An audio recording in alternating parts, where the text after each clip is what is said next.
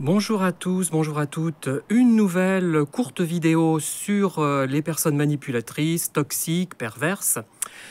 Récemment, j'ai été victime de ma naïveté ou de mon manque de réactivité, je dirais. J'ai tendance finalement à analyser les choses correctement, mais il y a un temps de latence qui fait que je ne me rends pas compte des choses directement. J'ai reçu ces derniers mois différents messages qui émanaient d'une personne manipulatrice, je crois l'avoir identifiée d'ailleurs, mais peu importe, par le biais du vocabulaire utilisé, et par le biais de la thématique, enfin, du manque de logique finalement qui caractérise les remarques. Et dans un premier temps, j'ai commencé par croire que la personne qui m'écrivait des choses qui n'étaient pas forcément désagréables, enfin, qui étaient plutôt désagréables, si pas vraiment agréables, ne comprenait pas ce que je voulais exprimer, soit sur un film, soit sur un livre, sur un autre thème, mais lors d'une seconde étape, j'ai réfléchi, je me suis dit, mais si, elle a très bien compris, la façon dont elle tourne les choses n'est pas logique.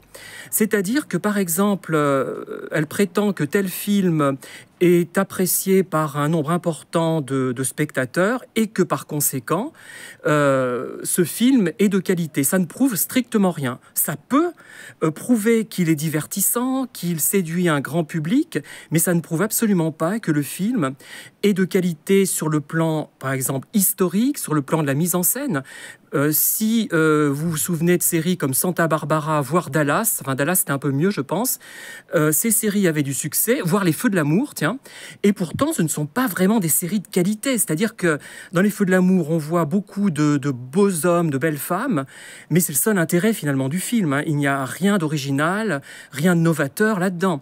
Donc on peut avoir du succès en étant absolument médiocre, pas nul, médiocre on va dire. Et elle part sur ce thème, la personne, à plusieurs reprises, d'ailleurs, elle l'a fait dans... On reconnaît sa méthode et je reconnais son style à chaque fois, mais après coup, lors d'une seconde étape. Et là, je supprime les commentaires, parce que ça ne vaut pas le coup, ce n'est pas constructif. Et en fait, ces personnes cherchent à vous faire perdre votre temps. Elles ne savent pas comment vous embêter, elles ont peut-être épuisé les moyens, et elles trouvent cette stratégie qui n'est pas... problématique pour elles, même si je me dis vraiment qu'elles ont du temps à perdre, mais on reviendra là-dessus. Vous savez que ces personnes, c'est absolument vital de harceler des gens comme moi, comme vous, qui me regardez. C'est un besoin vital, donc même si elles ont autre chose à faire de plus constructif, elles ne le feront pas. Et donc, leur but, c'est de nous agacer, de nous faire perdre du temps, à nous justifier. Moi, j'ai pris de longues minutes à expliquer mon point de vue, à le préciser, parce que je croyais que la personne n'avait effectivement pas compris où je voulais en venir, mais c'était faux. Et je lui ai donné plein d'arguments, des lignes et des lignes. Ça ne m'a pas pris très longtemps, puisque j'écris quand même vite, mais ça m'a pris de l'énergie, ça m'a un peu agacé, ça m'a obligé à me justifier, ça m'a fait perdre du temps, et j'ai atteint son but, finalement, le but de la personne manipulatrice et perverse. Parce que son but, c'était de m'agacer et de me faire perdre du temps à me justifier. Et elle était ravie, je pense, absolument enchantée que je réponde cela. Et d'ailleurs, elle n'a pas répliqué après mes autres commentaires. D'habitude, elle le faisait, mais là, elle était contente parce que j'avais bien perdu mon temps et puis elle n'avait pas d'argument.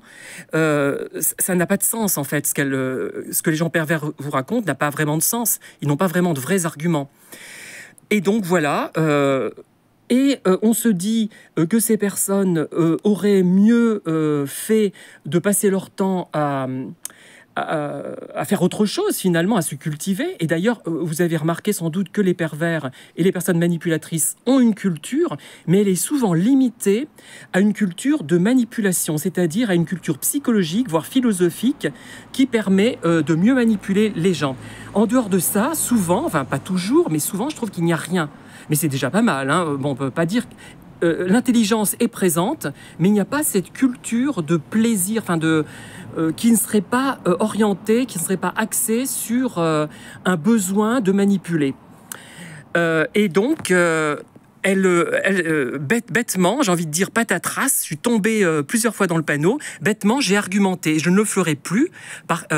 En même temps, moi, ça ne me fait pas perdre de temps, puisque ça me permet de faire une vidéo que je peux partager, je peux communiquer là-dessus, et justement vous prévenir de ce qu'un manipulateur ou de ce qu'une manipulatrice peut faire. Donc c'est utile pour moi, finalement. Elle a manqué à moitié son coup, mais ça m'a quand même... forcé à argumenter, à développer des justifications, des arguments qui n'avaient pas lieu d'être parce que c'était une évidence. Prétendre qu'un film a eu du succès, donc que ce film est de valeur, pas forcément. Ça peut être un film de valeur, ça peut être un film qui a un certain intérêt sur le plan du simple divertissement, mais ce n'est pas une garantie de qualité, c'est-à-dire que le film n'est pas forcément un chef-d'œuvre pour autant. Voilà ce que je voulais vous faire partager et je vous dis à très bientôt pour de nouvelles vidéos du même genre. À très bientôt et bonne fin de journée.